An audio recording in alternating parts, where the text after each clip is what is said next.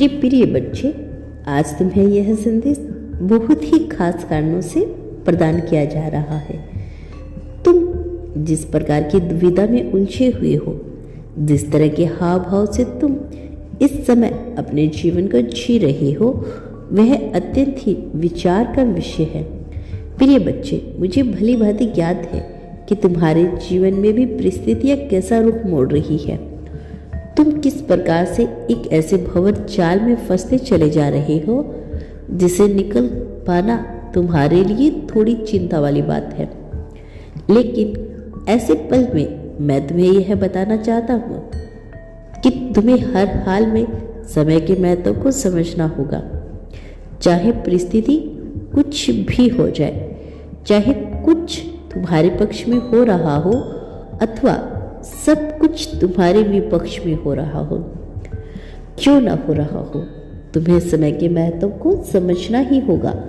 क्योंकि एक बार जब यह समय हाथ से निकल जाता है, एक बार जब सब कुछ तुम्हारे विपक्ष में हो जाता है, एक बार जब यह अवसर छूट जाता है, तो फिर चाहे मनुष्य कितना ही प्रयास क्यों न कर ले, कितना ही परिश्रम, कितनी ही मेहनत क्यों न कर ले, चाहे वह संपूर्ण बल क्यों ना लगा दे, चाहे देवता, दानव, मानव, राक्षस किसी भी शक्ति से ओतप्रोत होकर वह अपना सर्वस्व क्यों ना झोंक दे, चाहे वह अपने जीवन की संपूर्ण कला का ही प्रदर्शन क्यों ना झोंक दे, फिर भी वह उस समय को दोबारा वापस नहीं ला पाता जिसमें उसके लिए अवसरों की भरमार होती है, जिसमें उसके लिए अवसरों के द्वार छिपे होते हैं, जिसमें उसकी मंजिल तक पहुंचने का रास्ता विद्यमान होता है। भले ही वह दृष्टिकोण ला हो, भले ही वह विचार का विषय ला हो, किंतु यह होता है वो समय दोबारा लौटकर नहीं आता। इसीलिए मेरे प्रिय बच्चे, यह समय महत्वपूर्ण है। यदि तुमने कोई चीज़ अपने भविष्य के लिए विचार लिए की है, कुछ अपने मन में सोच कर रखा हुआ है, तो कभी भी इससे बचना नहीं चाहिए। सदैव उस तक पहुंचने का प्रयास शुरू कर देना चाहिए। किंतु मनुष्य बहुत बड़ी बड़ी भूलें करता है। वह अपनी सोची हुई रूपरेखा तक कार्य करने के बजाय, उस पर पहुंचने के बजाय ऐसी योजनाएं लगाता है कि जैसे सब कुछ उसके नियंत्रण में हो, और यही से वह वास्तव में सारा नियंत्रण होने लगता है। वास्तव में जो कुछ उसे हासिल होना चाहिए था, वह उन सब चीज़ों को गवा बैठता है। क्योंकि जब मनुष्य विभिन्न प्रकार की योजना बनाता है और उसी के अनुरूप अपने जीवन में होते हुए देखना चाहता है, तो वह सीधा ब्रह्मांड को चुनौती दे रहा होता है। क्योंकि तब वह उस दिशा में आ जाता है जहाँ पर सब कुछ उसके विरोध में घटित होने लगता है। क्योंकि ब्रह्मांड उसे नियंत्रण चुनौती प्रदान करने लगता है।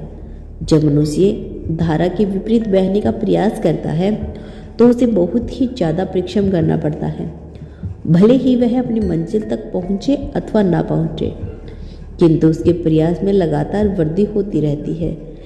जिस मनुष्य के जीवन में अत्यधिक संग्रह आ जाता है, उसे निश्चित तौर पर यह सोचना चाहिए कि वह ऐसा क्या करे जो नियति के विरुद्ध हो रहा हो।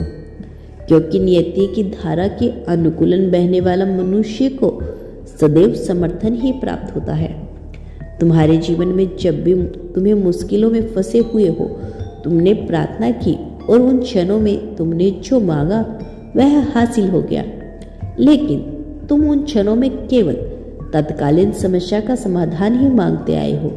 यदि किसी ऐसे मुसीबत में तुम फंसे रहे जिसे निकल पाना तुम्हें असंभव लग रहा था, तो उन क्षणों में जब तुमने हृदय से प्रार्थना की, जब तुम मुसीबत में फंसे रहे, तुमने केवल उस मुसीबत से निकलने का मार्ग मांगा और उसके अवश्य में तुमने कुछ वादे भी किए। हालांकि तुमने अपने वादे को पूरा नहीं किया, किंतु फिर भी तुम्हारा समर्थन हुआ। उन क्षणों में यदि तुम प्रगति मांगते तो निश्चित तौर पर वह भी तुम्हें प्राप्त हो जाती, किंतु तुम्हारा विवेक उतना आगे नहीं बढ़ा और न ही किसी भी मनुष्य का विवेक उतना पहुंच पाता है।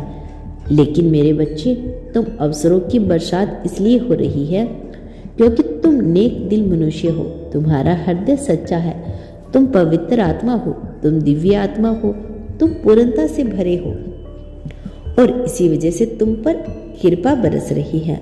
मेरा आशीर्वाद तुम्हारे साथ है मेरे बच्चे।